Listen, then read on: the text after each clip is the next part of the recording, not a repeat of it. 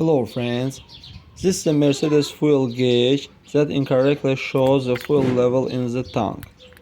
Friends, but before starting the video, subscribe to our channel, put like and don't forget to put a bell so as not miss new video in the channel. There's a path along which such a thing runs. This means that over time this track is erased and cannot be restored. Available in this place and does not show the fuel level. Here you need to change the sensor.